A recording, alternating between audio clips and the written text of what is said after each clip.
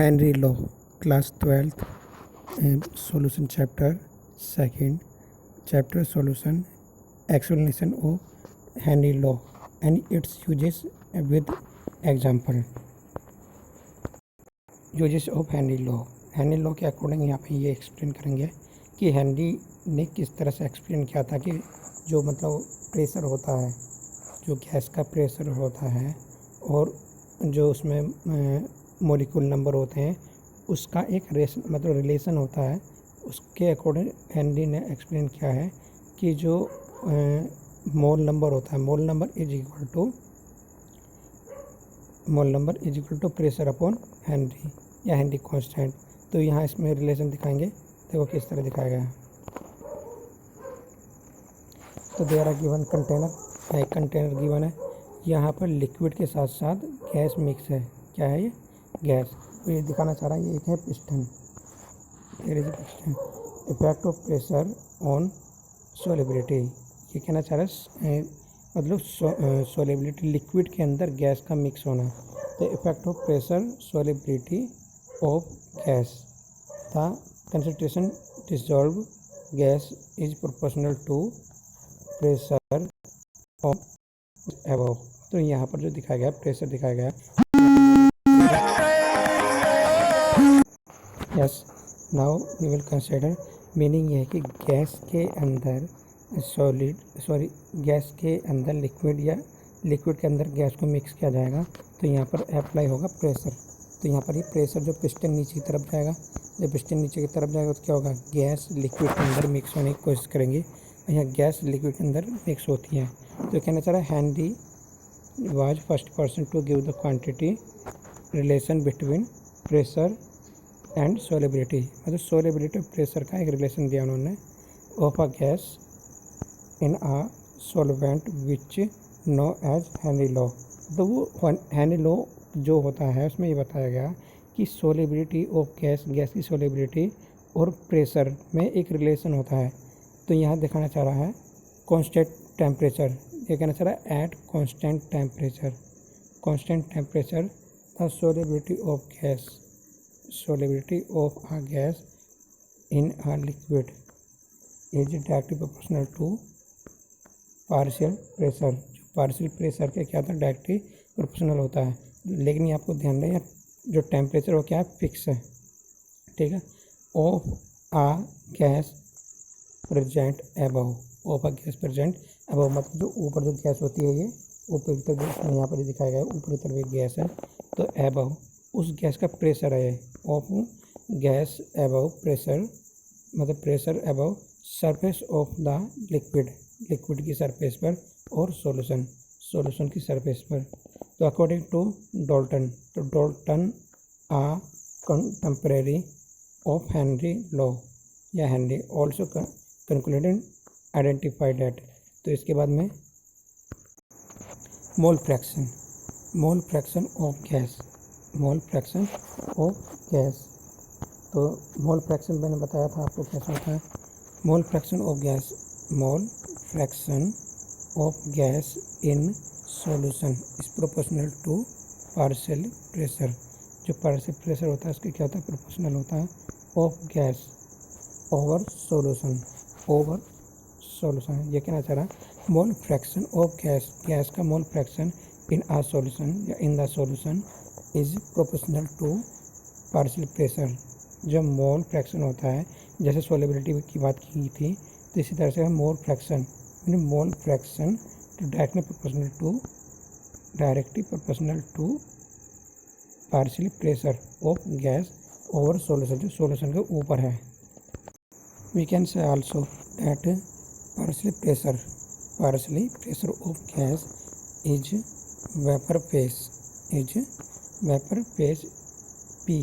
जो partial pressure होता है वेपर फेज में क्या होता है, पी होता है। P proportional to mole fraction, gas X in solution. तो there are given P is equal to KH is mole fraction, क्या है इसमें, X mole fraction, P for pressure और KH कांस्टेंट, हेनरी कांस्टेंट। और Henry constant किस पे है, ये एट ए फिक्स टेम्परेचर पर है, किस पर है, फिक्स टेम्परेचर में। ध्यान रखना है ये रिलेशन, और इसका यूजेस बताते हैं। 13 गिवन न्यूमेरिकल, यहाँ पर एक न्यूमेरिकल दिया है। If gas is bubbled, gas is bubbled, मतलब बुलबुल बनते हैं थ्रो वाटर की हेल्प से एट 293 केल्विन, मतलब 293 केल्विन टेम्परेचर पर नाइट्रोजन गैस के क्या बनते हैं, बुलबुले बनते हैं। हाउ मैनी मिलीमोल, हमें ये क्या करना, सॉल्व आउट करना। How many millimole of N2, मतलब नाइट्रोजन के कितने millimole gas would dissolve in 1 litre, मतलब 1 लीटर वाटर में नाइट्रोजन के कितने मोल मिक्स होंगे एट दिस टेम्परेचर, इस टेम्परेचर पर मेरे 293 पर मिक्स होंगे या बबल्स बनेंगे। Assume that N2 exert partial pressure, दोबारा ध्यान देंगे। Assume that N2 exert partial pressure of at this pressure, meaning ये कि यहाँ एज्यूम किया गया है partial pressure 0.987 bar, this is a partial pressure atmospheric pressure. Okay, give Henry law's constant, Henry law constant is given, Henry law constant for N2 के लिए law जो Henry constant है ये कितना होता है, एट 293 केल्विन पर 76.48 किलोबार। यहाँ पर के दिखाया गया किलोबार, हमें के का वैल्यू कितना होता है 1000, कितना होता है इसमें 1000, और 1000 की हम इस वाले 76.48 में मल्टीप्लाई करेंगे कितना आएगा 76480, ठीक है, मतलब 76,480 आएगा, तो ये ध्यान रखना। Solution, solubility of gas is related to mole fraction, मतलब गैस की जो solubility होती है वो रिलेटेड होती है किससे, मोल फ्रैक्शन से। इन एक्वस सॉल्यूशन, जो एक्वस सॉल्यूशन होता है मतलब जो जल के मतलब वाटर के अंदर मिक्स होता है। फिर cancel mole fraction of gas in solution, is calculated by applying Henry law. हम हेनरी के लॉ को यूज़ करके इसमें क्या करेंगे, हेनरी के लॉ को यूज़ करके इसमें अप्लाई करेंगे नाइट्रोजन यहाँ पर जहाँ पर एक्स कह रहा है ना, एक्स नाइट्रोजन मतलब नाइट्रोजन का ये फ्रैक्शन है, क्या है, मोल फ्रैक्शन। तो यहाँ पर नाइट्रोजन मोल फ्रैक्शन यहाँ पर कहना चाह रहा है P इज गिवन, मतलब pressure of nitrogen KH is a constant of KH, मतलब हेनरी कांस्टेंट है, ठीक है।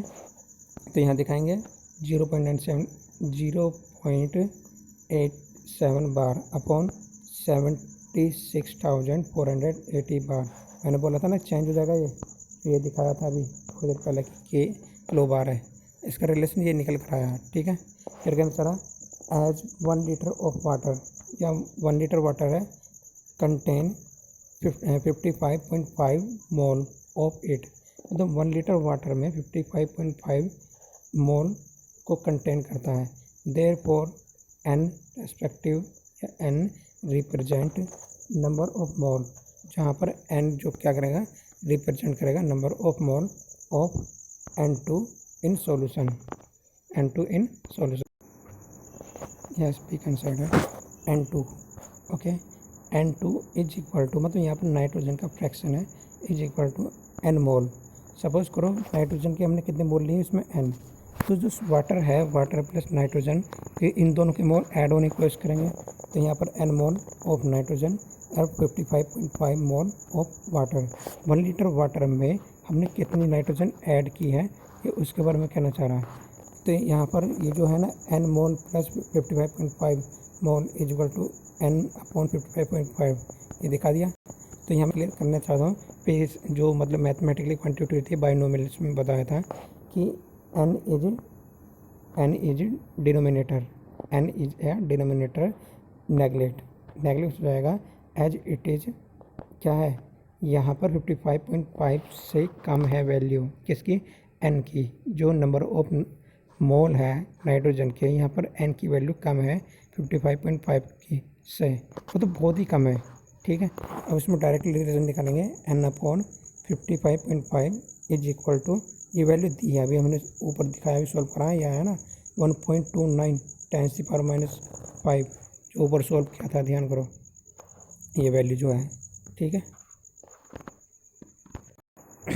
तो यहाँ कहना चाह रहा है थस दिखाया गया n इक्वल 1.92, देख दिया n इक्वल 1.92, मतलब यहाँ पर 55 की मल्टीप्लाई हो जाएगी, 55 मोल्स की मल्टीप्लाई होने के बाद में कितना आ गया 7.16 10⁻⁻⁴ मोल देर। अब इसको फिर से सॉल्यूशन करेंगे, यहाँ पर मोल को क्या निकला है, मिली मोल में निकलना है, तो क्या करेंगे 1000 से क्या करेंगे 1000 से मल्टीप्लाई कर देंगे और 1 मोल से डिवाइड कर देंगे, ठीक है। तो ये किस में कन्वर्ट हो जाएगा 0.716 मिली मोल, किस में आ गया मिली मोल में, क्योंकि 10 की पावर 4 है यहाँ 10 की पावर 3 बनेगा है, तो इसके अकॉर्डिंग सॉल्यूशन जो निकल कर आएगा यहाँ ये निकल कर आएगा, ठीक है, ध्यान रखना ये।